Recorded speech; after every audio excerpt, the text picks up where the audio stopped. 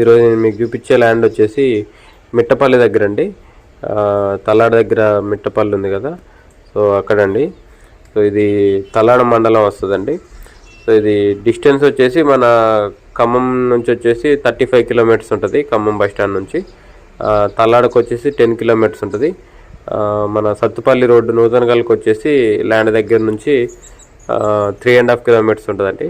ఇప్పుడు కొత్త green field highway పడుతుంది కదా, Devarapalli road, Rajahmundry road. So ఆ రోడ్డుకి వచ్చేసి 2.5 కిలోమీటర్స్ ఉంటుంది. వైరాక్ వచ్చేసి ఇక్కడ నుంచి 12 కిలోమీటర్స్ ఉంటుందండి.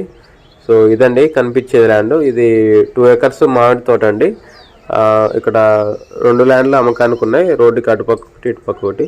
సో ఈ కనిపించే మామిడి తోట వచ్చేసి 2 ఎకరాలు, ఈ కనిపించే ల్యాండ్ వచ్చేసి 3 ఎకరాలు అండి, మెట్ట ల్యాండ్.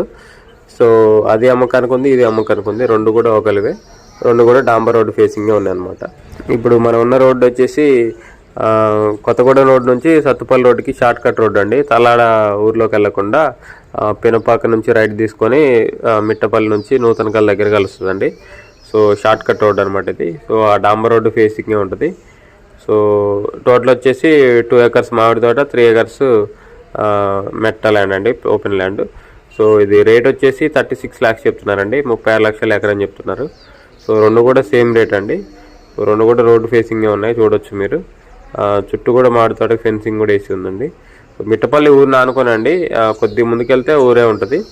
సో ఇంట్రెస్ట్ ఉన్న వాళ్ళు కాంటాక్ట్ చేయండి, కింద నా కాంటాక్ట్ నెంబర్ ఉంటుంది. వీడియోని లైక్ చేయండి, ఛానల్